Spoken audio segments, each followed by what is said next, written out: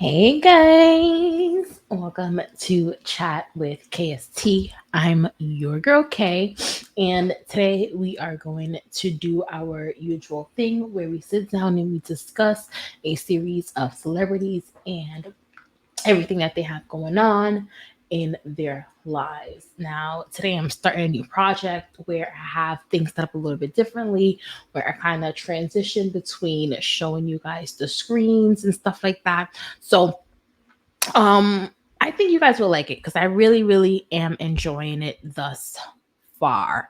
So what we're gonna do is we're gonna jump into our topics. Now, I just want to remind you guys that um the visual for the podcast is on YouTube. The audio for the podcast is on Spotify and Apple Podcasts. So you guys can check it out wherever you want to. Now, enough of the talking. I want to jump into this thing that Sexy Red recently had to say. So, Sexy Red says that the male rappers don't try to hit on her at all. Her exact words were, "Damn, am I lame or something? They be on some cool shit when they meet me." Now, just reading the headlines from the neighborhood talk, I feel like I don't know, like there's maybe like this salty undertone to the fact that the male rappers may not cling to her or like may not like have those um I'm trying to think of the word, but like those lustful desires for her. Especially being an overly sexualized person. But anyway, let's listen to exactly what Sexy Red had to say about how she is treated by the male rappers in the industry. They don't be on it. They do not be on it with me. They be on some cool shit when they meet me. Right. But they be with all the hoes. But when they meet me, they just be on some man. So I'm gonna leave it like this. I don't want them looking at me no different anyway. Cause once they look at you like you ain't shit, they just want you to crack you. You know what I'm saying? They ain't got no respect for you. So I'm cool. Have any rapper tried? They don't even be trying to talk to me. You think they be intimidated? I don't know what it be. I just told my friend. I said, damn, am I lame or something? I ain't got no rappers. They don't be on there. They do not be on there with me. They be on some cool shit when they meet me. Right. But they be with all the hoes. But when they meet me, they just be on some man. I'm with you. So that's what she had to say. Now, I have mixed feelings about what she said because I feel like as a woman in 2023, I'd rather be respected than sexualized. So I don't know if Sexy Red is upset because she's not being sexualized but is actually being like respected, or maybe she feels like it's not there. Maybe I feel like maybe there are like some deep rooted stuff going on inside of Sexy Red that makes her want to question why they aren't hitting on her, but they may hit on other women, right? And I feel like it's like she's perhaps reflecting on the things that she has done in the industry to have the guys react the way that they react to her, right? Why they give her the homie slash bro treatment. And the reason why I feel like she is reflecting on it like that is because she is an overly sexualized person.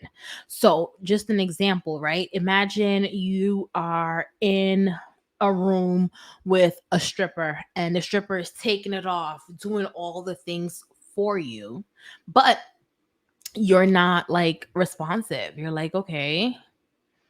And it's partly because you've become numb to the behavior, but um yeah, I just feel like all in all, that's what's going on as it pertains to Sexy Red. I feel like her overly sexualized brand has worked against her as it relates to the men in the industry. And I think deep down she knows that. So she's in there now, like, I'm wondering, what did I do? What did I do? And I feel like she kind of already knows because, yes, sex sells, but that only works on some people, right?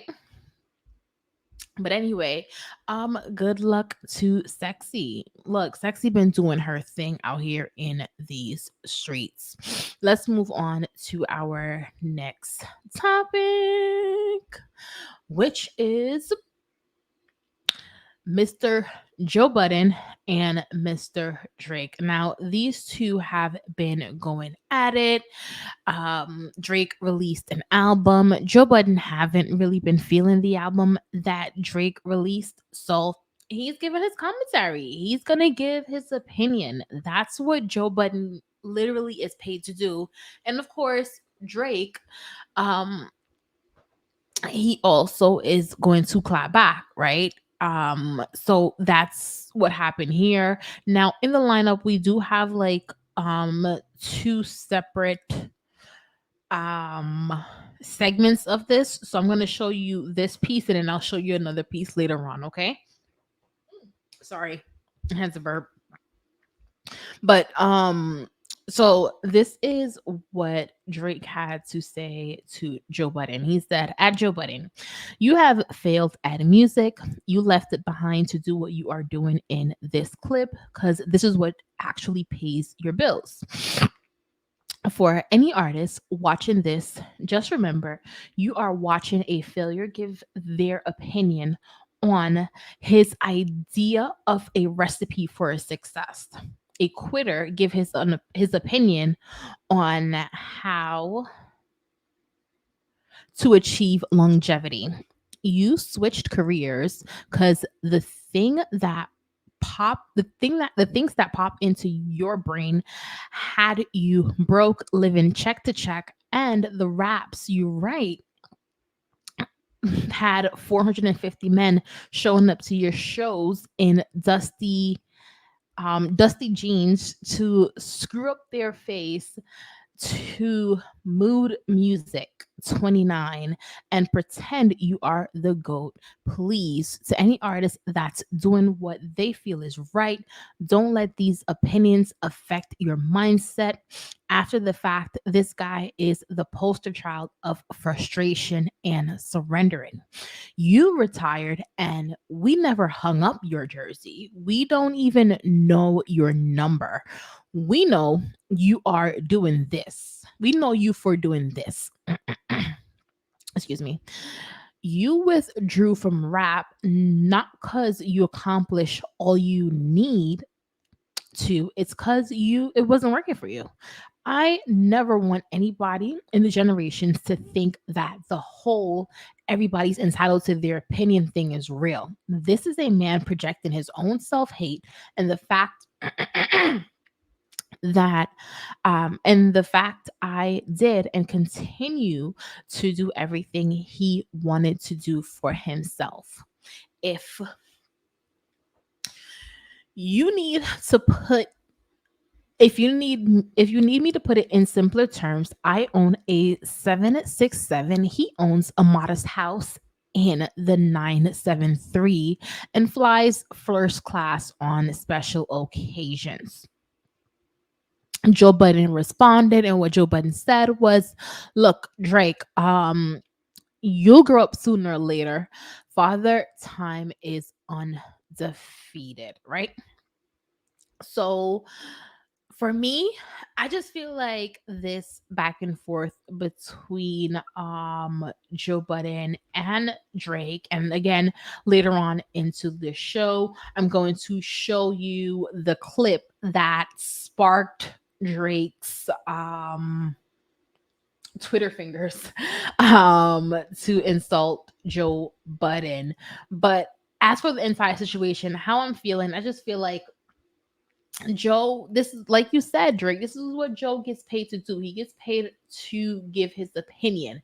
Now, to try to invalidate Joe's position in the industry because you don't like his critique, I feel like come on, Drake, like you're better than this. Take the constructive criticism and move on, whether you agree with it or disagree with it. Not saying some of the things that you said about Joe Budden wasn't true, but what I want you to understand is saying those things about Joe Budden doesn't make what Joe Budden say about you not true, right?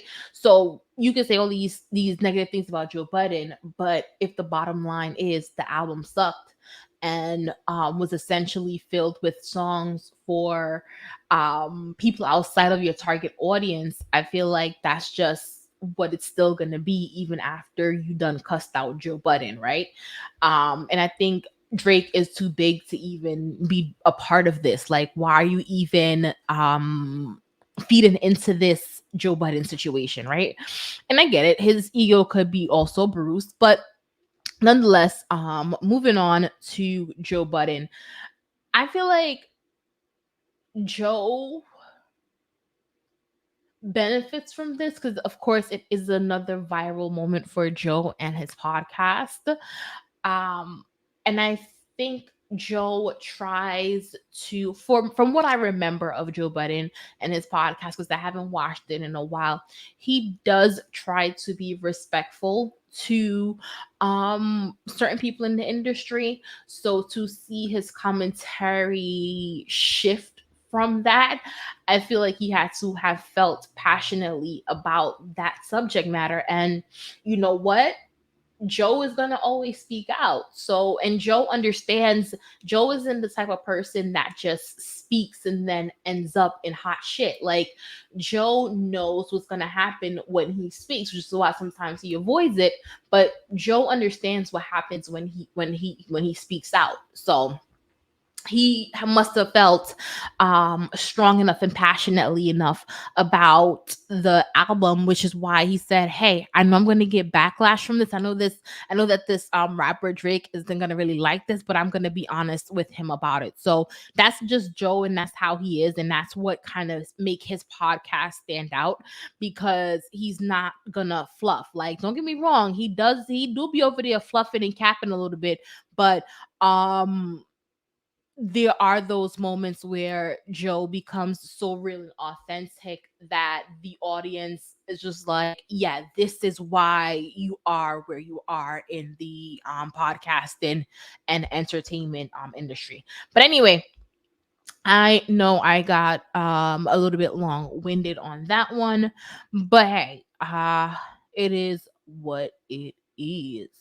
Now, according to Hollywood on Lock, JT denies rumors about getting whooped by Glorilla at the MTV at the MTV VMAs. Y'all taking it too far, nothing happened, right?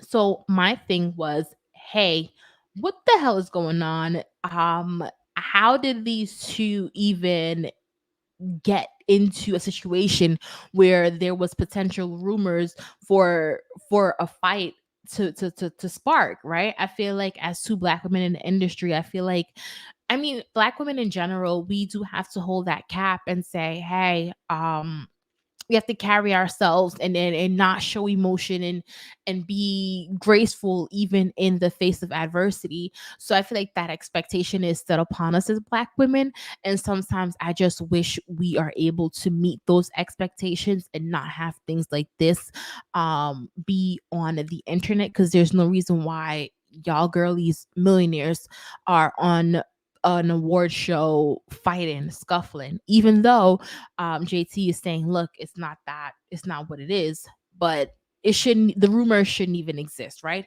But let's see what JT had to say. Hey, can you give us a quote of the day, please?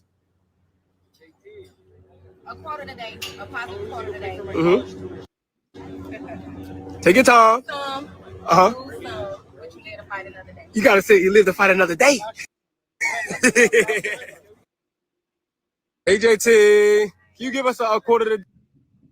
Okay, so JT says, does this look like someone who got the ass whooped? I know all y'all lives hella boring, and excuse me one second. Sorry about that. I know y'all lives hella boring and y'all love to believe that, but it didn't happen. Next caller. So she was replying to a thread that said whooped and all of that other stuff, right? So she also mentioned, she said the caption clearly says, after the VMAs, I was gonna let y'all have fun, but y'all taking it too far. Nothing happened. You can all iron your khakis for school tomorrow. So yeah, she was just responding to a thread of people who were saying that she did get whooped at the BET Awards. Now for me, I wasn't aware of this rumor, and again, I just feel like JT, like what happened at the BET Awards, you was in some mess. Don't be that girl that be in the mess. Don't do that.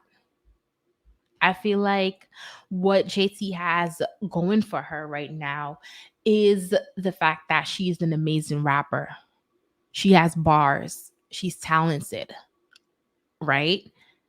Don't let things that are within your control ruin an amazing opportunity that you have. I feel like in what as it relates to the city girls, when I'm looking at JT and I'm looking at Young Miami in terms of opportunity, I see it for JT, to be honest. And I know everyone hypes up Young Miami, but I see it for JT. So, keep it tight, JC. Glorilla did the Beyonce thing and didn't respond, which is a smart thing to do. But yeah, as you can see, these two are on the screen yet again. And what are they on the screen for today? Well, according to Jada Pickett Smith, they've been separated for 7 years. So this is blog post from its on site, and it says Jada Pickett Smith reportedly reveals she and Will Smith have been separated for 7 years in exclusive interview with Hada Katab. I think I'm saying that correctly, but you know what? Correct me if I'm wrong. Anyway, I'm going to show you guys the clip of exactly what she says later on into this show. But how am I feeling about this? Jada, like, I have stood up for Jada for the past 3 years, however long this foolishness has been going on. I have always stood up for Jada. Always, always, always. And it's like starting to irritate me now because I'm like, I feel like my kindness is being taken for weakness. Like, Jada, what the fuck are we doing? What are we doing? Like, why do you continue to reveal so much about your relationship? Why? Is it for a viral moment? Are you trying to clear up the previous rumors by adding new information? So it's like, oh, well, you know what? The August Alstina situation doesn't really matter that much because they were separated, but they just didn't want to let us know. Like, I don't know, like, what is your game plan?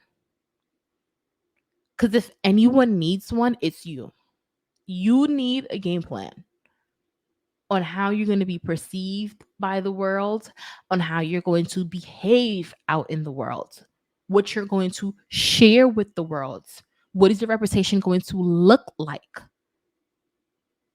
Right? But I feel like Jada is just I don't know what more to say to defend her. Right?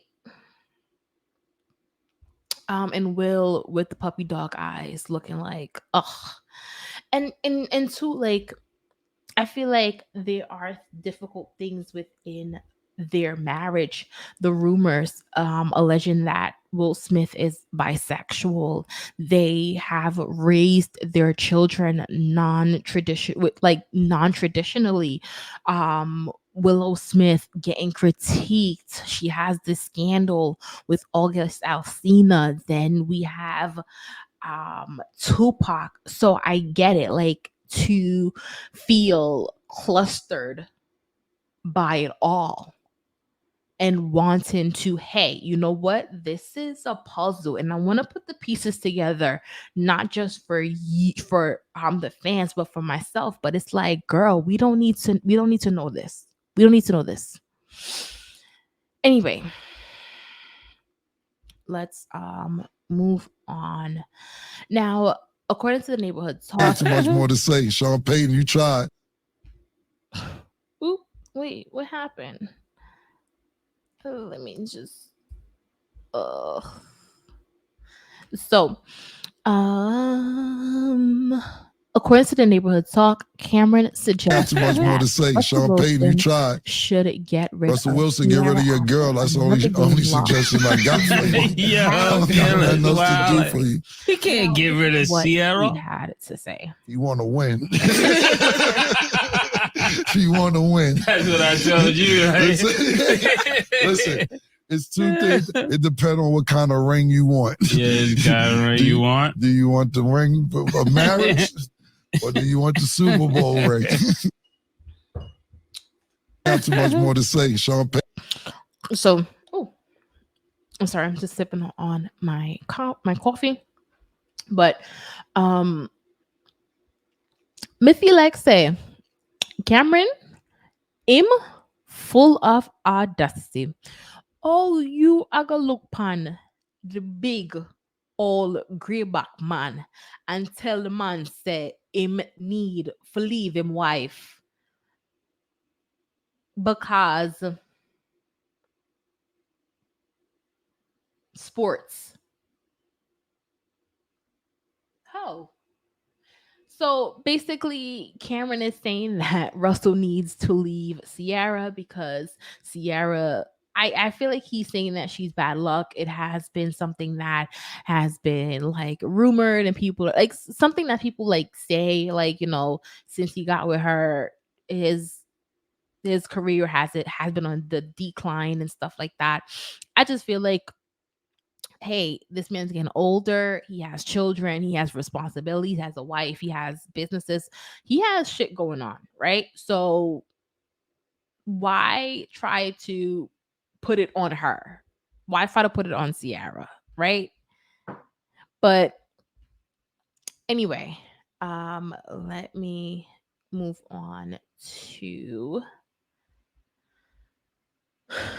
the next tingy ting ting.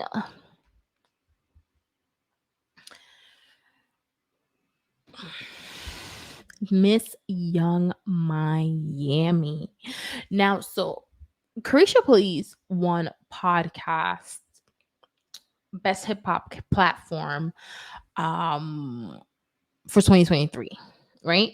And this stirred up some controversy because compared to all the other platforms, many feel as though she is not the best. And I am one of those people who fall in line with that. Now, do I feel like Carisha isn't the best because she's not beautiful or she doesn't put the work in? Absolutely not. I feel like Carisha is very beautiful. I do feel like Carisha is putting the work in.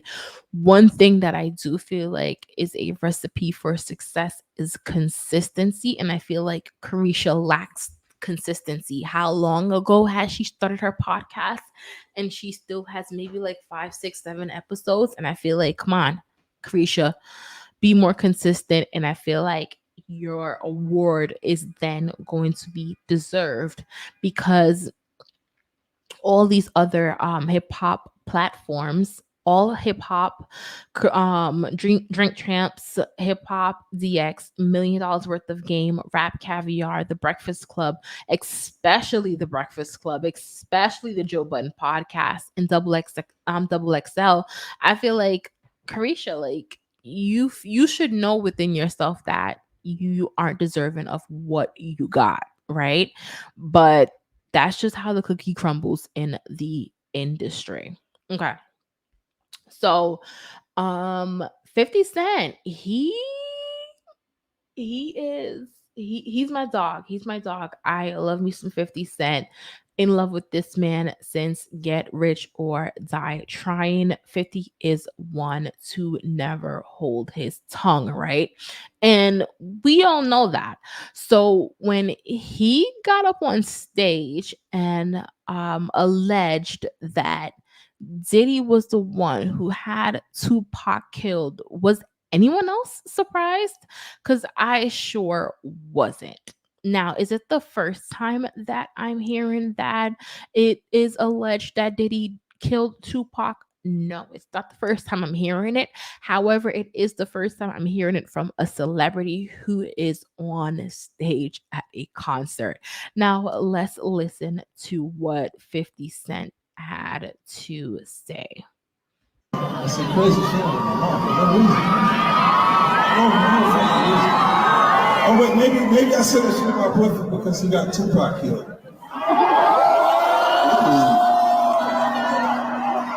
That was for real reason. You understood that. I got a crazy shit that I said online, right?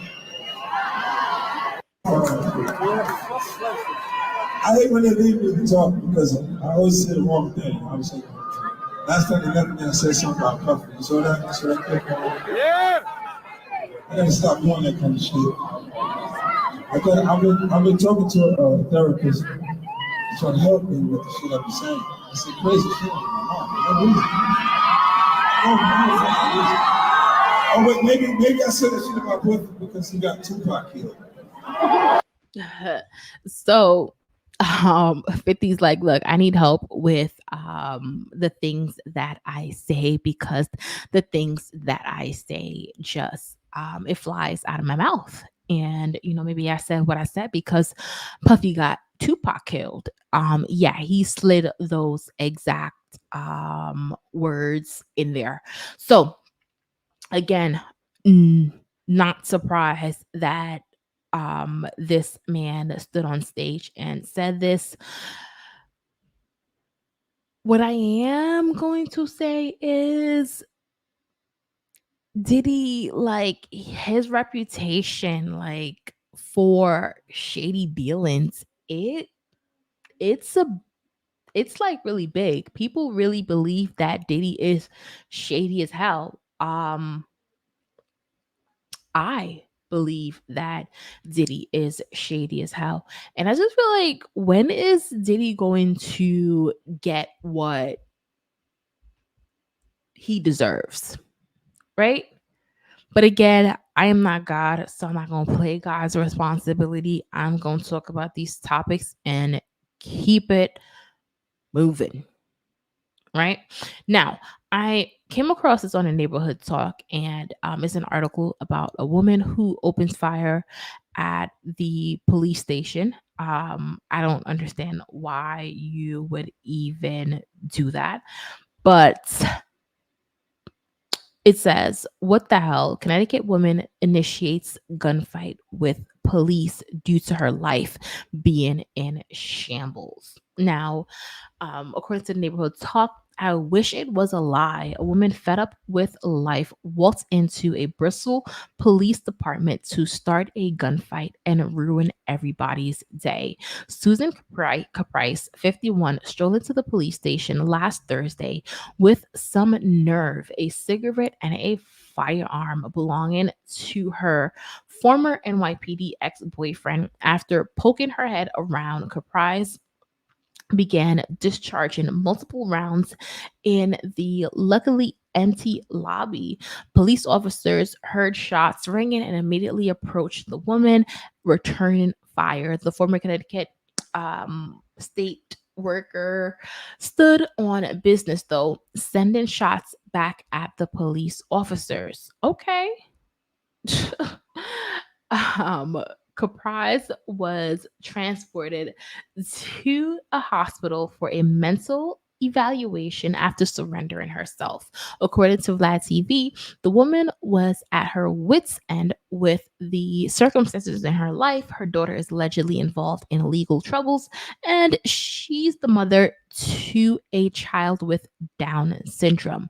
The 51-year-old has been arrested for attempted murder along with numerous gun charges. So, first and foremost, the struggles that she has going on in her life has nothing to do with the crime that she has chosen to commit. You are 51, you should have enough wisdom to know better to not do this. So, yes, I understand you have a child that has Down syndrome, but that's not an excuse for this behavior. Two, I just wish that situations handling dealing with black people will get handled the same way. I wish for an America where a black man can walk into a police station and still walk out alive, right? So yeah, this lady, batshit crazy, doing her thing, and yeah, good luck to her. And I want you guys, if you're watching this on YouTube, let me know. Do you think she's gonna get off the hook for this? On some like mental health illness stuff, like they always do.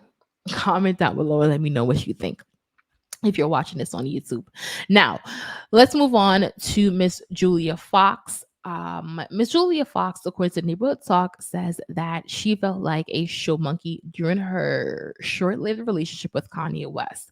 Claims she would stage their appearances with paparazzi. I feel like he's using me in some weird twisted game. It makes me feel dirty. So, how am I feeling about the situation? I feel as though Julia Fox is full of shit. I feel like Julia Fox knew what she was signing up for when she signed up for it. I feel like if Julia Fox still had the opportunity to be with Kanye West until till today, she would have. Kanye West seems to be a happily married man, so I think Miss Julia Fox needs to ease up off of his name. Now, according to what the Neighborhood Talk had to say, and I'm going to read it to you guys in a quick second. She's basically coming out with a book, and I feel like this whole bringing up Kanye West in the book is to sell more copies. But anyway, it says, neighbors, get into this. You remember Julia Fox, the actress that Kanye West was parading around when him and Kim first divorced? Well, she has a new book coming out. And of course, she had to address her short lived relationship with the rapper. That was very bizarre to say the least. In her book, Julia says that she met Kanye at a party after they had been talking on the phone for a few days. Initially, she thought it would be a fun fling, but things turned serious after they went public. As soon as he asked to make the relationship official, were there were paps. So I'm guessing she's saying paparazzi. There to capture the moment. Something Julia claimed was highly uncomfortable with. Did you ever? I want to know. Did you ever express to Kanye West that you were uncomfortable with the paparazzi? Because I don't remember you being looking like you were uncomfortable with the paparazzi. But let me continue.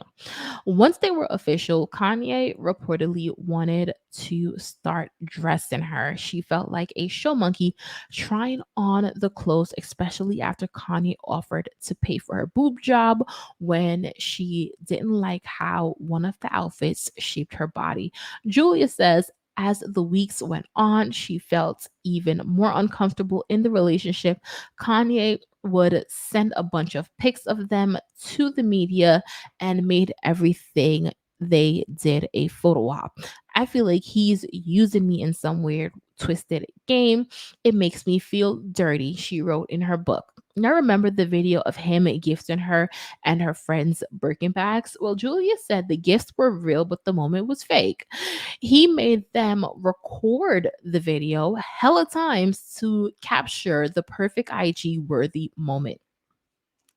After a while, Julia says she became fed up with the lifestyle and decided to leave. Kanye wanted her to sign an NDA for their relationship to continue, but she refused, ending the relationship. All right. So I don't believe the fact what she says about she being the one to end the relationship with her and Kanye West. That's just my personal opinion. I don't think it is her because she has decided to speak about this relationship every opportunity she gets. Now, Kanye West is a man that enjoys dressing his woman. He enjoys that. He is a fashion designer. That's what he does. I'm not going to allow Julia Fox's feelings about what he enjoys doing to affect how I feel about what Kanye West does. I feel like Kanye West is a great fashion designer, and I feel like given any woman given the opportunity to be dressed by him has received a great opportunity, you know. Now some people may not feel that way. Obviously, Julia Fox didn't feel that way. And I feel like she should have just expressed those sentiments to him privately and expressed that she wants to create some boundaries within their relationship as it relates to their fashion. And she should be allowed to prepare her own pieces. And I feel like that was something that's a conversation that you have. You don't bash someone for just doing the things that they love. Just express that, hey, I like doing this too, so I want to also have creative control. Anyway, like I said, looking for clout. Let's move on. To do anything for clout. All right, so I came across this here on the neighborhood talk, and I kind of wanted to know what you guys felt about it. So again, if you're listening to this on YouTube, share your thoughts and comments down below.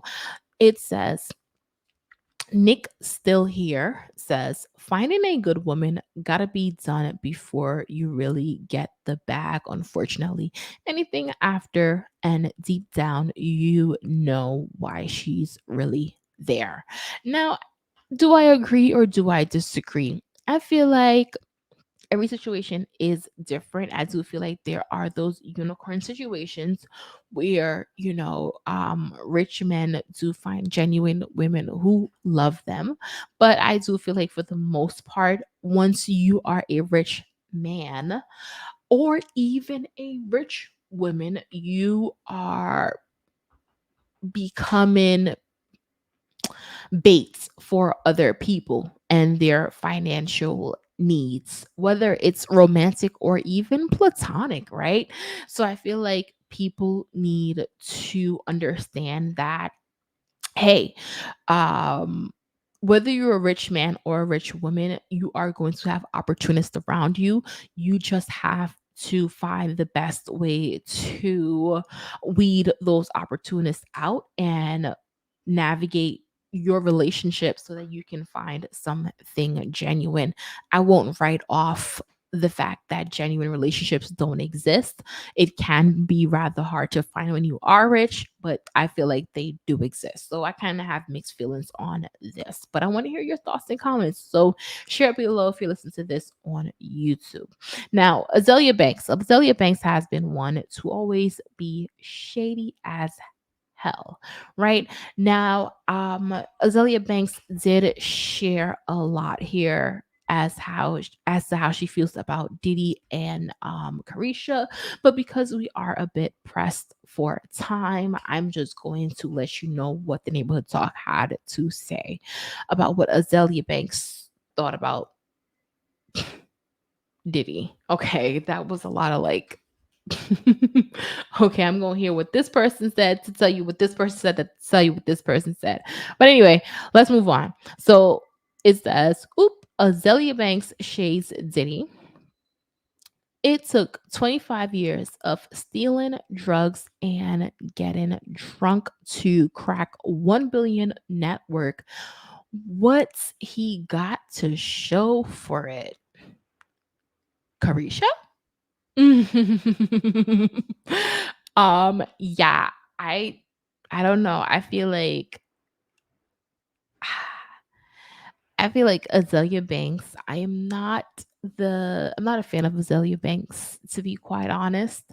Um but you know, a funny moment is a funny moment. And like we were talking about Diddy earlier, and it has it relates um to Tupac and his shady dealings. Here is someone else yet again bringing up his shady dealings in the industry, and is saying, "Hey, all of that you did in the industry, all those things that you allegedly did as it relates to stealing drugs and taking advantage of people, you just gonna come around here and parade young Miami around, and that's your golden prize? Because if it is, then it is." And that's what Azalea Banks posed to us. The question that Azalea Banks posed to us. Now, let's move on. Matter of fact, before we move on, I don't even think Carisha is the prize, because I don't feel like their relationship is going to last. But you know, um, yeah. Do I feel like it's gonna be like a Cassie Diddy situation again? I don't think so either. I feel like I don't think he's going to stick around that long again with another woman. But anyway, let's move on. Remember I mentioned earlier that Drake and Joe were like not seeing eye to eye about this album. So let me just play for you exactly what Mr. Joe Budden had to say. 36. Your birthday is in 20 days. I Googled that too. You only 37 years old. Get the away from some of these younger niggas and stop these 25-year-olds. I'm listening to the album. You are 36. Your birthday is... So basically, Joe was just like, look, you are too old to be hanging out with these youngins, right? And it is reflected in your music. It is reflected in the things that you're saying. And please just stop having sex with these young girls. Now, Drake's daddy did not like that. And Drake's dad was like, not my son.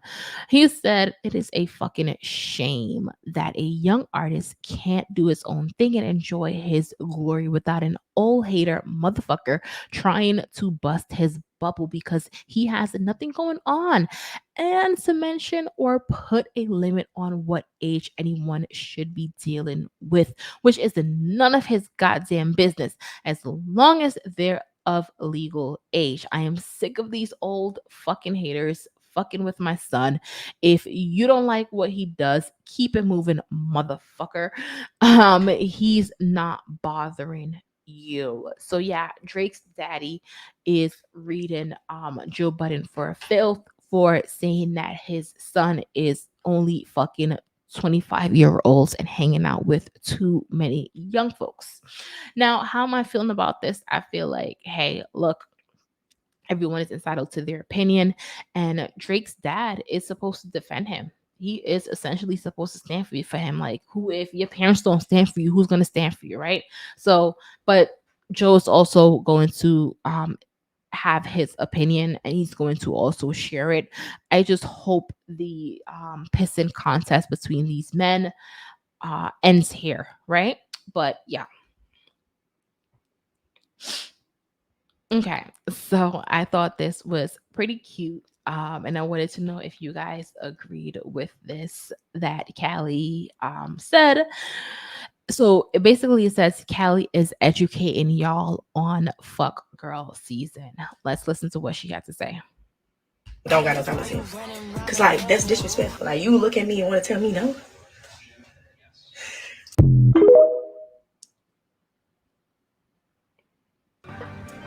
Don't overreact. Keep that shit P. You find out he dating other girls. Oh well. That man tell you no, guess what? There's another man that will say yes. There's another man with common sense. The man that said no don't got no common sense. Cause like that's disrespectful. Like you look at me and want to tell me no. So she's basically saying, like, look, if you find out that he's dating other girls, just move on. All that crying shit that we used to do back in the days, we're not doing that anymore. Move on. And if he tells you no, then, find you somebody who could tell you yes. Now, I do agree with her partially. I do agree with her sentiments on if you find out that he's dating somebody else and you're looking for a monogamous relationship. I do ideally believe that you should be moving on and being like, hey, I don't got time to sit up here and grope about something that isn't going to work out since you're dating other people, right? And I'm looking for monogamy. The portion of what she said that I actually did not agree with was when she said that like dudes shouldn't, like, basically she said that like a dude shouldn't tell her no. I feel like, hey, date who you want to date or whatever, but I feel like this false sense of I don't want to say entitlement, but a little bit in a way entitlement that we are projecting onto the world is bad, because men should be allowed to say no. I feel like women in today's society, we want a lot. We want a lot, ladies. And I feel like it's like, let's say a girl goes to a guy and she's like, ooh, I need $1,000 because I need my hair done. I need 500 for my wig. I need 200 to install it, 200 for my nails, and 100 for food and transportation, right? Um, and the guy says no. Is he wrong for saying no? He doesn't have it. You know what I mean? And I just feel like we put such big, heavy burden on men in today's society to have certain things financially that they don't have. Now, am I saying settle and settle and settle and settle? I'm not, but I'm saying one no does not make a difference. Like if you're with a guy and the guy tells you no 4 times out the year, but the other 10 or 13 times he's telling you yes, that's not a recipe to walk away from your relationship, right? But anyway, let's move on. Miss Callie has shared her thoughts, and y'all, Miss Callie is always serving looks, okay? I love me some Callie. I love the dress. I love everything. I love her whole get up.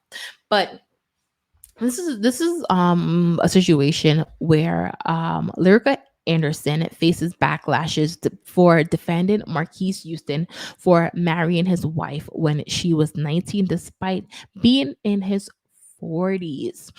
He waited until she was grown. Now, we all know that Marquise Houston has been receiving backlash for some months now for marrying this young lady. Now, um this is what Lyrica Anderson had to say in his defense, right? So she says the headline was unnecessary. Shaking my head. He waited until she was grown before anything. And now they're both grown and married with a family. At least he married her and treats her great. As a person who knows them personally, it's true. He's a great husband and they're happy. Move on from the negativity. So, what headline is she talking about? There was this article where it says 42-year-old Marquise Houston says his biggest flex is being a man of God and a great husband to his 22-year-old wife that he married when she was 19. Now, I feel like as it relates to this whole Marquise Houston story, there are some people who are trying to make it out to be predatory. What he did And there are some people, like in Lyrica Anderson's situation, that sees it as innocent, right? Now, those are either you're gonna either fall on one side of this coin when you see relationships that have an age gap, right?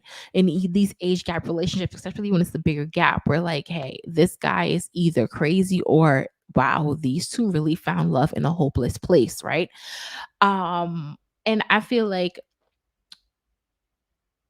in society we can't just put one situation and say that, hey, that fits all. I feel like you would have to know the couple up close and personal, and once you know the couple up close and personal, you'll be able to tell if someone was groomed or if someone genuinely fell in love and was like, oh damn, you're too young, and continued the relationship, right?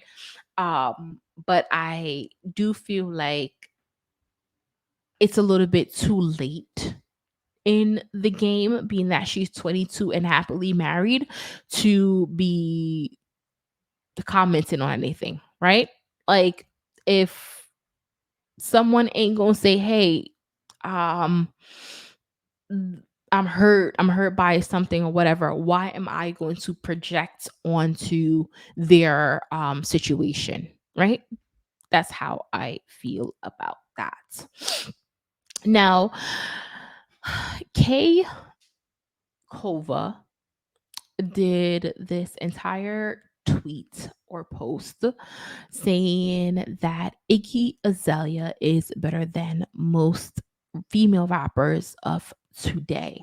Now, my thing is, why is Iggy Azalea even being compared to female rappers based on the music that she did? I'm so fancy. Like, I just feel like it wasn't rapping music. So I don't feel like she needs to be compared to the black women in the rap industry because she's not a rapper. But let's listen to what Kay had to say. He says, I don't get Iggy hate. She is better on she is better or on par with a lot of popular female rappers. She has a strong artistic vision most rappers, male or female, lack. She has shown she has the skill of putting together a song without being repetitive. At that, another thing, putting a song together without being repetitive. At that, another thing, a lot of rappers surprisingly aren't all that gifted at. I don't think there is even a stereotypical sound to expect from an Iggy song, since she's gone a few different directions, right? He says dick riding over. Now, I feel like it to answer his question, there isn't any dick riding, okay? The Iggy hate stems from the rumors that surfaced a couple of years ago that I think came from, one second, I had to burp. I think allegedly it came from TI's camp, but I don't know for a fact. So I don't want to just say it is factual, but if I can remember correctly, if my memory serves me correctly, TI, was he sitting on a breakfast club and said this, or it came from somebody in his camp? It's something of that sort, where Ti expressed his sentiments about Iggy, feeling as though, hey, when Iggy popped, it was black people like me who helped her to be who she is, as an artist, as a success. And when she found out that her kind, white folks, liked her, she kind of turned her back on the black folks that kind of laid the foundation for her to have a successful career. I don't think anyone has said that Iggy Azalea is not a successful person. I feel like as the black community and a member of the black community, I feel like we have this tendency, no matter where you come from, like, yes, we are forgiven and all of that, but just as a community as a whole, I feel like I was thinking about it the other day as I was actually looking at this, and it's like once you get invited to the cookout, don't get kicked out. Like, we've invited you to the cookout. Like, you're chill. Like, after all that we've been through, like, you're a good one. We like you. You're a gem. We're going to assist you. They don't like you either. We're going to assist you, right? And then for you to just turn around and be like, nah, or for it to be rumored that you don't really essentially want to mess with black folks because your folks are now fucking with you. I think the black community took hella offense to it, which is why we haven't supported her ever since. And again, it's not hate. It was, and it's just to show you how something can so small can ruin your career or ruin your moment, which is why it's always great to pay attention to the way how it is you are showing up in your personal relationships and interactions, and be keen in on how people are perceiving you and what it is that you are doing. Now, Kay, to compare her to other rappers is a bit of a stretch. I do feel like she's great. I do feel like she's legendary. I just wish whatever happened with her and Ti for him to say what he said. I just wish that didn't happen so that her career could be even more successful than what it was.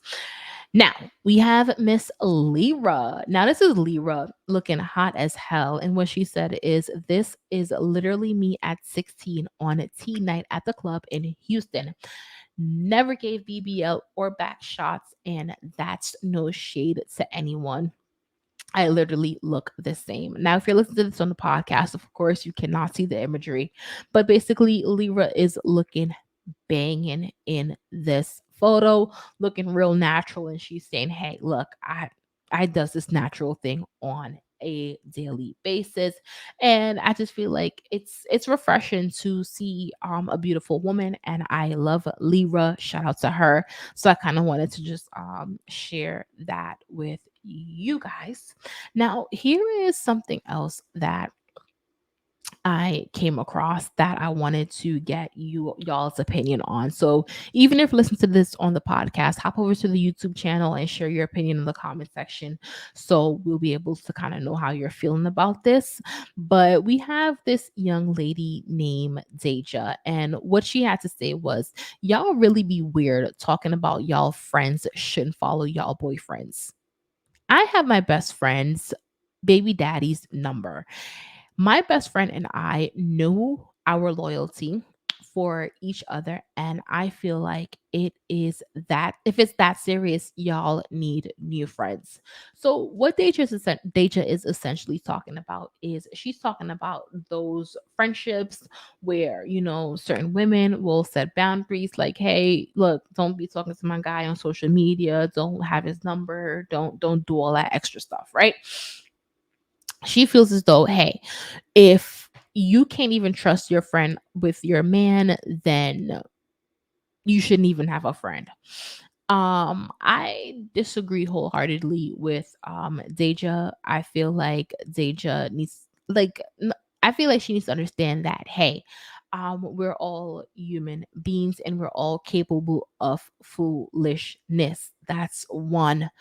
Two, I don't know if you guys are familiar with the page on TikTok that does the loyalty test, and it's a couple of these pages. I think one in UK, one in New York, or two in New York, or two in America. I don't remember. It's a couple of them, but where these young men go out in the streets and they walk up to random friends, sometimes their cousins, their sisters, their co-workers, their best friends, and they do a loyalty test. So what they'll do is they'll have one friend call the other friend's boyfriend to test his loyalty and see if they would hook up. And 90% of the time, there are those situations, those unicorn situations, in the 10% of the time where they don't bite the bait. But 90% of the time, these men are undivided debate. And I shouldn't even say men, because sometimes women fall as well. I'm the type of person who believe in boundaries, and I do feel as though we need them. They are a recipe for a successful relationship. If you feel as though, hey, I want my man to be um on my left and my friend on my right, I don't think that there is anything wrong with it. And I feel like if your friend has an issue with you establishing those boundaries, I feel like she might needs to be looked at, just for the simple fact that, hey, it happens, right? It happens. It happens. We love to say, "Oh, that couldn't be me. I would never do that." Yeah. Okay. So remember earlier we mentioned 50 Cent calling out Diddy for allegedly killing Tupac.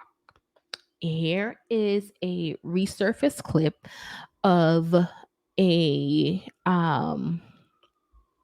viral this is a resurfaced clip that goes viral of Keith D alleging that Diddy offered him 1 million to kill Tupac. All right, so listen to what he had to say. Million. You said you walked downstairs. Did he say, "Come meet me downstairs"? Yeah, he said, "Come on downstairs and talk to me." Oh. He tells you, seriously, man, I need to get rid of these guys. And he's looking at you in the eyes and he's like scared. Yeah.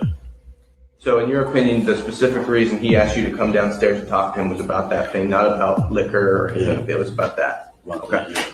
You tell him, we'll do it for $1 million. And he's like, okay, I'll do it for $1 million. He agrees. You shake on it or something like that. Yeah. Next, we ask Keefe D the $1 million question. On all 4 of those occasions, there's San Diego, Anaheim, Irvine, and Vegas. Which ones do you actually talk to Puffy at? Every one. Every one of them. Which of those 4 is it when you talk to him about murdering Tupac? It was really about both of them. Either one. It was Tupac and Suge, you mean? Yeah. Shit, he said he'd give us anything for them dudes there. You know, we wanted $1 million. You said you walked downstairs. Did he say, "Come meet me downstairs"? Yeah, he said, "Come on downstairs and talk to me." Oh. He tells you, seriously, man, I need to get rid of these guys. And he's looking at you in the eyes and he's like scared. Yeah. So in your opinion, the specific reason he asked you to come downstairs and talk to him was about that thing, not about liquor or anything. It was about that. Okay. You tell him, we'll do it for $1 million. And he's like, okay, I'll do it for $1 million. He agrees. You shake on it or something like that. Yeah. Next, we ask. All right, so this man KVD basically says he agrees and says, yeah, we agreed that he would pay me $1 million to kill Tupac. Now, I shared my opinion on this earlier, and I just kind of wanted to play the clip for you guys so that you guys can hear that we're not just saying that Diddy killed Tupac without any evidence. Someone who says that, who says that, hey, I killed Tupac because I was paid to do it, is saying that. So that's where the rumors are coming from. And the thing is, I don't see Diddy handing out any lawsuits, for defamation of character. So we don't know. I just feel like this needs to be investigated, and we need answers. We need some strong answers, right? But anyway, let's move on.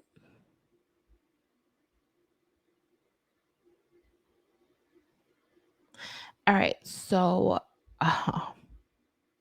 this was another Joe Budden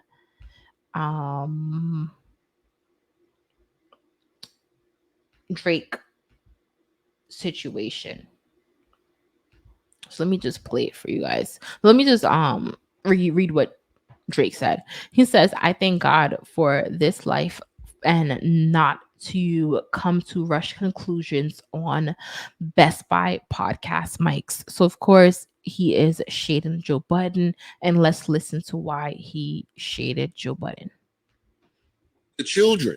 And that's yo, dog, I had to look up how old this was when I finished listening to the album. You are 36.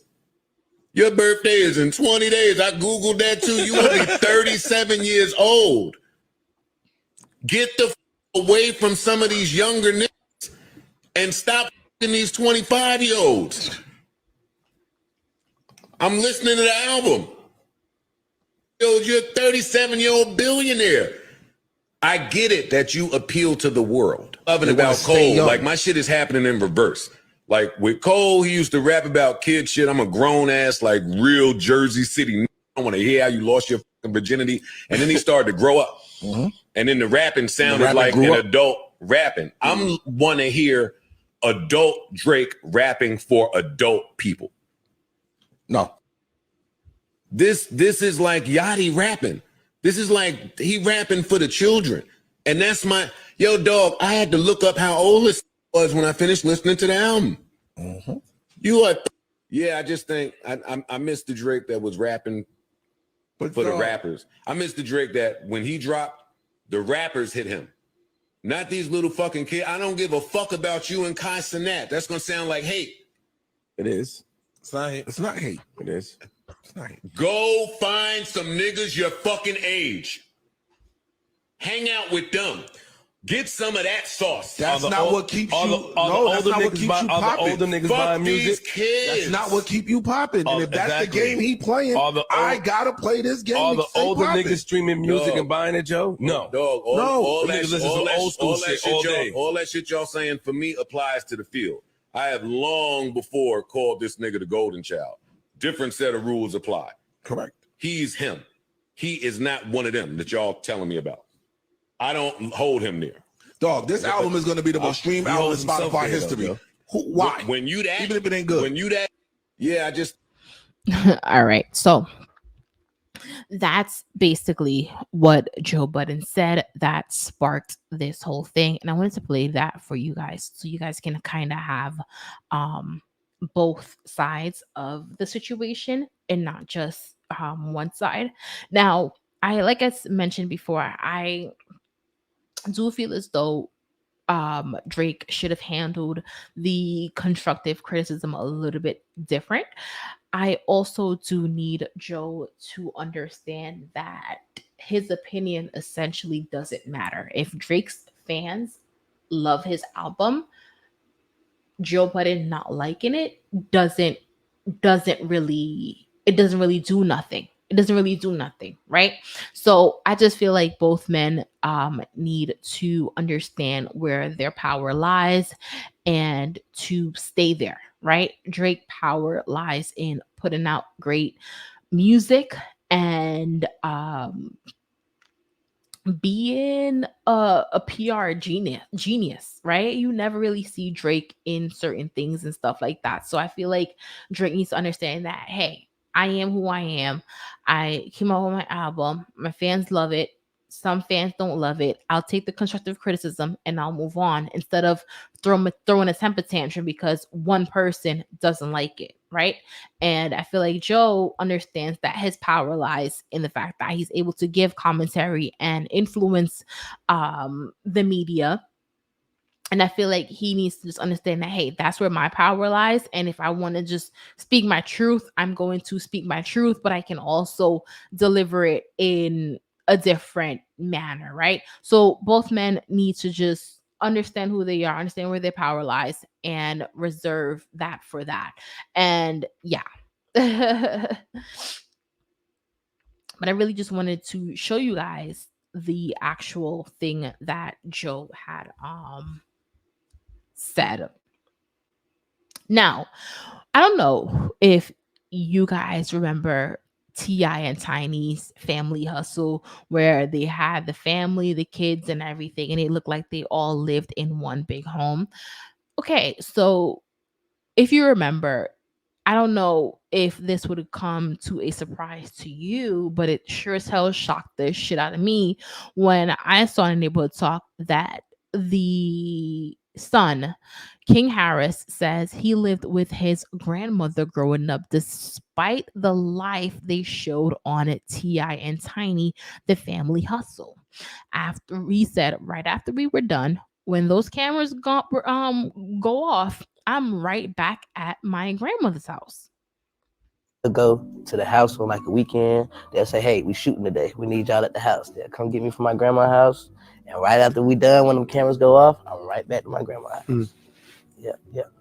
So, what do you feel like they got on you that they shouldn't have on you? Because I feel like with them probably seeing you grow up, they just got like, you can't be you. Go. Yeah, man, it's a lot about that TV show, man, that got people confused. Because I live with my grandma. You know, we'll go to the house on like a weekend. They'll say, hey, we shooting today. We need y'all at the house. They'll come get me from my grandma's house. And right after we done, when the cameras go off, I'm right back to my grandma's house. Yeah. See, so my thing with this is the I love Ti. Love his music, love the movie that he was in with Miss Nunu Lauren London. That movie is a staple ATL, right? I love his role that he played in that Denzel Washington movie. Why is it escaping me? American Gangster. So Ti is someone that is exceptional at what he does in this industry. However, for the past couple years, as he has gotten older, some things started to come out about him, his wife, his family, and things like that. And these things aren't positive. Now, everyone tries to uphold a positive reputation, but sometimes when those walls come crumbling down, they do come crumbling down and they expose what is essentially behind it. Now, I feel like this is just another example of how Hollywoods. This is an example of how, people in Hollywood can be very pretentious and call it a reality TV. So a lot of times we try to attain what these reality TV stars have, what they're doing, and we love the aesthetics and stuff like that, when in reality it is just a TV. And I just feel like that's what we should take away from this situation. I won't criticize Ti and Tiny too badly, because I don't hear King Harris saying that the way he was raised by his grandmother was bad. He's just saying it wasn't them, so they were just being pretentious. And I just feel like don't be pretentious, because the truth will always prevail and reveal itself later on in life, right? And you don't want to be on that side. Okay, so I came across this on It's On Site. I haven't watched it yet. I saw the title, so we're going to listen to this together. It says, Kendra G says, criticizing a man for the size of his manhood is body shaming. I feel bad for men with small penises. So let's listen to what she has to say. Nobody's like that, so I don't have that. Well, I was going to say, but isn't there an old saying, it's the motion in the ocean or something It's like the that? motion in the It's the ocean. motion in the ocean. Sometimes that it's they too not small, they ain't no ocean. Oh, damn. Just a wave. It's a wave, because sometimes it's a wave. And he was born with just a wave. Is it body shaming if we judge a man because he has a small penis? Is that considered body shaming? I'm gonna go first while y'all thinking. It is. It's body shaming, and I feel bad for small penis men. Let me tell you why. Because they might have some good character. Now, the small penis men, they can want to sleep with you right away because they don't want you to know they have small penises. So they want you to take the time because they want you to fall in love with their character, because they know once you have sex with them, only the character will keep you, because the small penis you gonna probably leave. I ain't never met nobody like that, so I don't have Well, that. I was going to say, but isn't there an old saying, it's the motion in the ocean or something It's like the that? motion in the It's the ocean. motion in the ocean. Sometimes that it's they too not small, they ain't no ocean. Oh, damn. Just a wave. It's a wave, because sometimes it's a wave. And he was born with just a wave. Is it body shaming? All right. So again, if you're watching this on YouTube, I want to know what you guys think. Is it body shaming to shame a man for having a small shish kebab?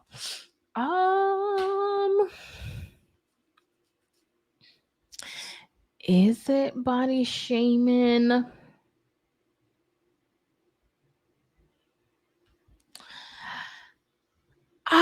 You know what? If I'm being completely honest, I don't really take part in this body shaming conversation. Oh, they're shaming me because I'm fat. They're shaming me because I'm too skinny. They're shaming because of this. I don't really take part in that conversation too much. I just believe that everyone in life have their own personal preferences.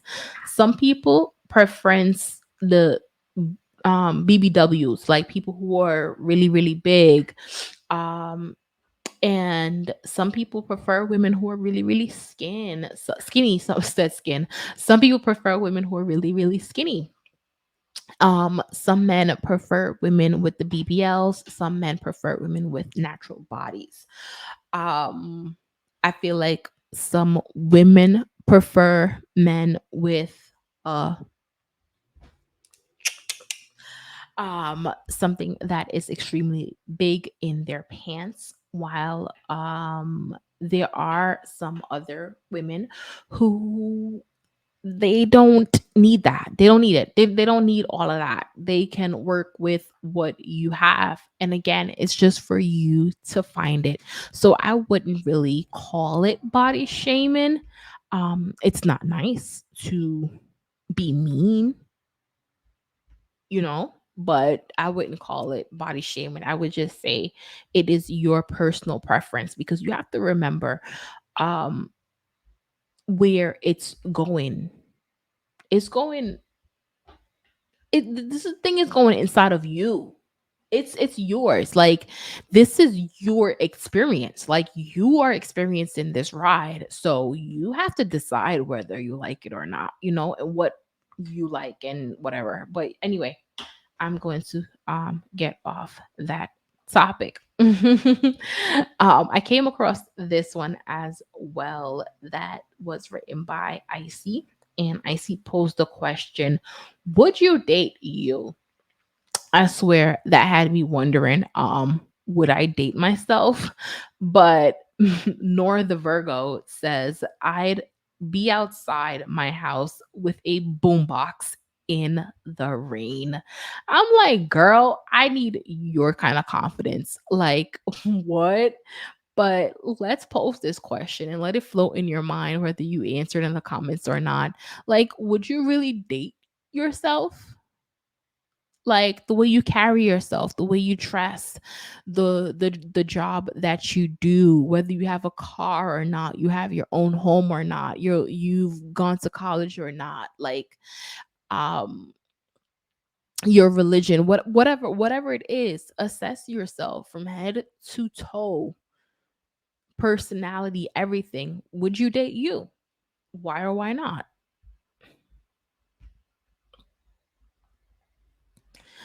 Okay, so we talked about this earlier. I just wanted to kind of play it for you guys, what Jada Pinkett Smith actually said. Separate lives. Yes. It was not a divorce on paper, right, but it was a divorce. So from the year 2016, which is 7 years ago now, yes, y'all have been apart. Yeah. But in public, the couple, who married in 1997, denied the gossip about their marriage. This interview on Bravo's Watch What Happens Live with Andy Cohen was taped a year after Will and Jada separated. So how long have you guys been together? 23 years. Wow. That's amazing. How do you keep it hot? How do I keep it hot? Maybe I don't know. I mean, I'm baffled, really. Yeah, right. Over the next several years, Jada and Will kept up the appearance of a committed married couple. They even faced a scandal when Jada had what she called an entanglement with a family friend. Neither let the public know they had already split. So I guess my question is, I feel like you're a straight talker. I am. Except you're not sometimes. Yeah. So why do that? Like, what was the reason? I think just not being ready yet. Still trying to figure out between the two of us how to be in partnership, right? And in regards to how do we present that to people? 2016, you and Will decided that you were going to live completely separate lives. It was not a divorce on paper, but it was a divorce. So from the year 2016, which is 7 years ago now, y'all have been. So basically, this is the clip of her saying that they have been separated. Now, yes, I have already given my opinion on this. I just feel like at the end of the day, life is life. And I do feel as though Will and Jada were people who, like, come to think of it, were raised in a society where they had to uphold an image for themselves. So it's like, even if you, back in the day, even if you were just married but not really together, on the outside you made it seem as if you were married, but on the inside you knew you guys weren't together. And I feel like they took that approach as it relates to their relationship, which is a very human approach to take. I just feel as though this is an example of how faking something can end really, really bad. And you know who else this happened to? Not to really bring him up, but to also bring him up. For those of you who know him, you know him. And for those of you who don't, then it's fine. But his name is Derek Jackson. And he was somebody who was really, really successful at this love coaching stuff. Just to find out that everything that he was saying was total opposite to what he was living, because he was actually cheating on his wife. So I think that's what is making the fans so upset about Jada and Will Smith's relationship. Not just the fact that Jada keeps talking about it, but it's the fact that the more you reveal, the more you show me that you've just been deceiving me all this time, which is a complete turnoff, because no one likes to be deceived.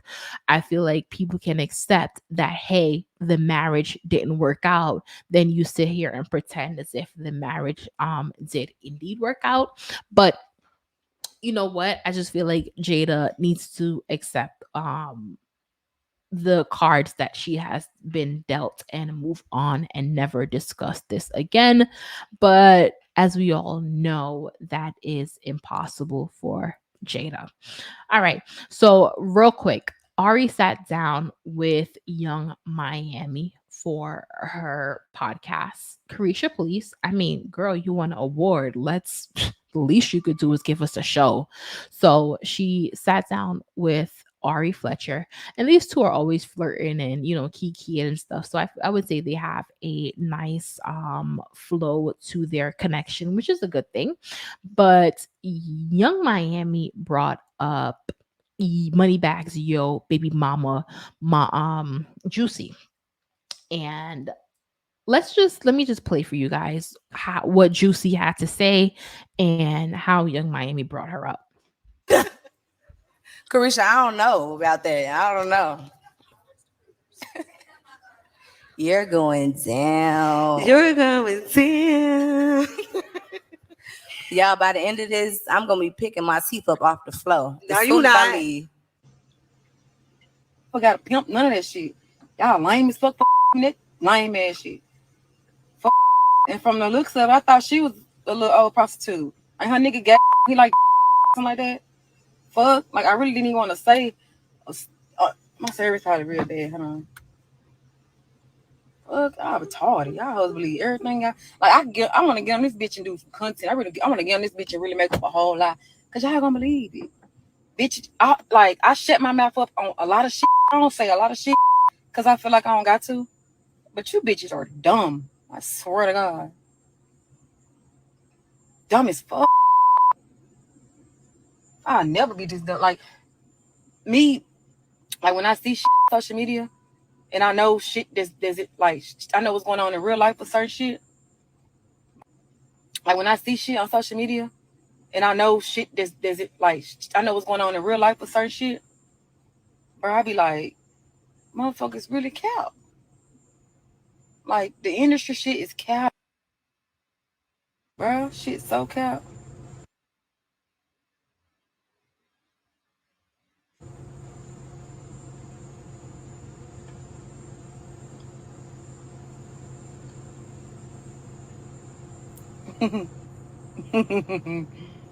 This shit's crazy, bro.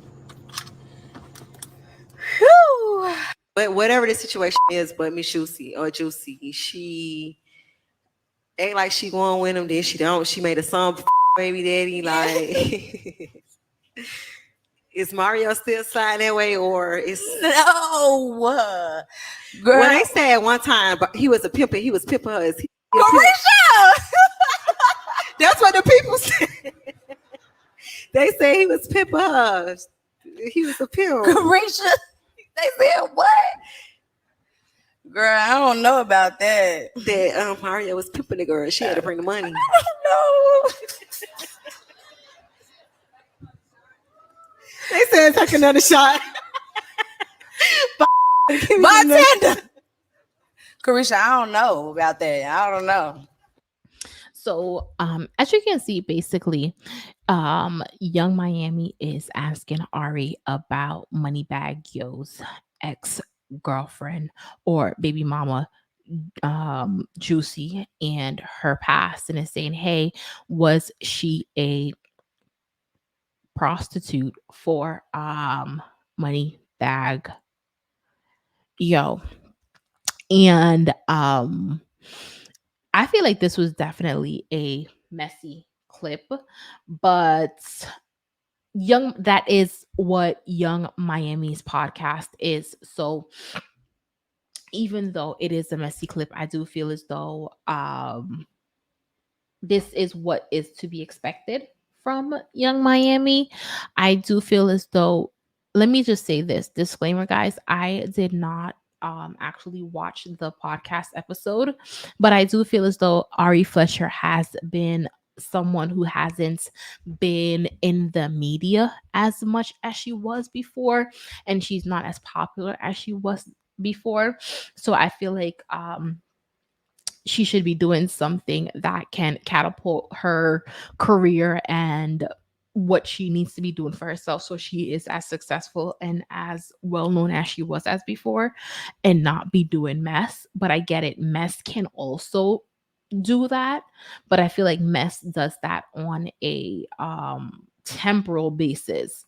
So I just feel like even though we want to stay relevant as celebrities and stuff like that, I do feel like we have to be mindful about the things that we entertain. This was, like I said, definitely a messy moment. But I had to think to myself and be real. And it was just like, hey, wouldn't you ask the same questions? And the conclusion that I drew was I probably wouldn't post a question to Ari. I would have posted the question to Moneybag Yo, and I would have been like, "Hey, were you like a pimp?" You know. But anyway, let's move on. 42 Doug has been released from the slammer. Congratulations to him. He's been in prison for about a year now, and he's out, right? Yo Gotti was trying to throw some money when he first got arrested to get him out, but he had to sit down for a little bit. I just have to say thank God that 42 Doug is out and this situation is over and done with, because we see a lot of rappers going into jail but not many coming out. So it's good to see him come out. And here's the picture of him and Yo Gotti. What I wanted to say is, why the hell is it 1, 2, 3, 4, 5 cars here? Like, it must be fun being a freaking celebrity. Now, Cardi B, the topic of the night. Cardi B, according to Neighborhood Talk, Cardi B says, responds to a critic for calling her lazy, I just want to put a bullet in my head. That's what Cardi B said. Now, what was the thing that the fan said? Kay basically said, Cardi the only Mexican I know that don't work hard. And then Cardi responds, hope your mom dies. So someone else responds and says, keep wishing death on people and watch how it come back on you. Cardi B says, I don't give a fuck. I don't give a fuck. Y'all can call me a Mexican, bring me down, hurt my feelings, talk shit about me, everything. This why I don't release music. Then with a post and delete, she says, I just want to put a bullet in my head. Now I feel as though Cardi, I feel like Cardi has been in the industry way too long to still be suffering from the things that she is still suffering from mentally and emotionally. Don't get me wrong, I get it. Hollywood is crazy. You're going to see some crazy stuff. You're going to see some crazy people. You're going to deal with some crazy shit. But I also feel as though in life as human beings, we're here to learn, we're here to improve, we're here to better ourselves and our circumstances. And I feel like when you find yourself in an issue, your goal is to fix that issue. Now, when you find yourself experiencing suicidal thoughts years ago, I feel like she should be working on these things. And I feel like Cardi B is always talking about experiencing some negative shit, emotions, thoughts, feelings as it relates to her fans and her fandom. So I just feel like Cardi B needs help, and I feel like Cardi B should be seeking help, and whatever help that she is seeking, it should be consistent help. You shouldn't be happy today and then 3 months from now you're talking about harming yourself. That is not healthy. You have way too much money to be on the internet doing this, right? And you don't want people to come and turn around and say, hey, it's just for clicks and views and for clout. Because remember, you were the one, Cardi, that says they do anything for clout, right? So let me just move on to this clip here where Cardi B responds. We burst, and like when I burst, I'm very outspoken. Like I will really I will literally, if I could, when I have one of my bad moments, I will literally get here and curse out everybody and fucking be like, I want you to die, bitch, I want to die, I don't give a fuck, because that's just how I just be feeling at the moment. So I was just very overwhelmed yesterday. I was very sad. And I don't know, like I just felt like I was just having such a good week. I just felt like I was just having such a good week. And then I felt like when I got home and I just started seeing so much, I started paying attention to so much shit that people were saying about me and all the funny shit about me. I just started like getting upset about it. And I was just like, oh, I just wanted to burst. Like I just had one of those moments yesterday that, like, you know, like when you just have one of those moments that it's just like, bitch, I don't even want to be here, like mentally. Like I just don't even want to be here. But like, you know what? I just feel like I needed like one of those. I feel like I needed one of those days where I let it out, where I just want to vibe. We burst, and like I just want to say a lot of shit. Even today I feel a little bit down. I was a little overwhelmed. I was crying so much this morning, but I feel a little bit better. Me and my sister, we went out, we went and chill, went to the Bronx, went to a little lounge, we drank a little bit, we took some fucking pictures. And tomorrow I'm just gonna like take the day off because on Friday I have to go out of town for a very long time.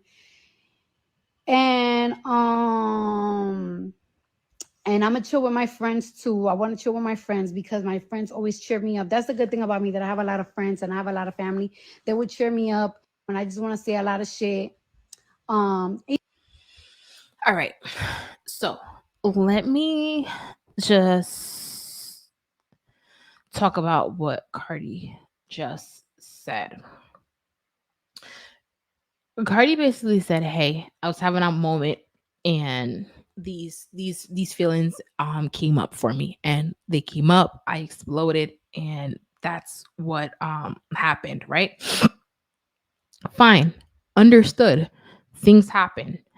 I've and the issue for me, right, is I was reading the comments as I was listening to the clip, and why Mojo says, "Girl, bye, get a diary."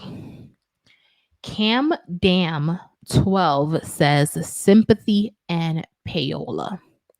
Juicy Savings says, imagine Nikki telling someone she wished death on them on social media. The outrage would be insane. I could hear Armand now.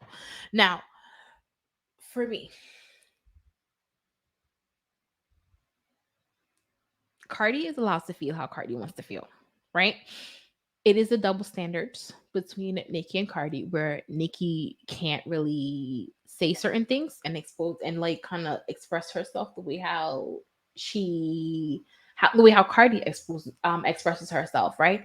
And without being called a bully or without being called certain things. So I just feel like, you know what, um if we're going to punish one, we should punish all. So if we punish Nikki for saying something, we should be punishing Cardi for saying it as well. So Cardi shouldn't be talking about someone wishing death on someone. I don't think she should be responding to negative comments or anything at all. Like I feel like do it the way how Beyonce does it. Ignore it. It doesn't exist. You need to Cardi B fine 3 way to filter out the negativity. I feel like you take in a lot of negativity from social media. I feel like you seek out the negativity to see what people are saying about you because of your insecurities, and I feel like you need to work on that so that you're not purposely hurting yourself, right? Um 4, when you don't fix the mental and emotional issues you have going on in your life and you do come on the internet and constantly do these outbursts, Cardi B, it then allow people to tie you to the sympathy and payola tagline that you have been tied to for years, because people are like, yeah, not again.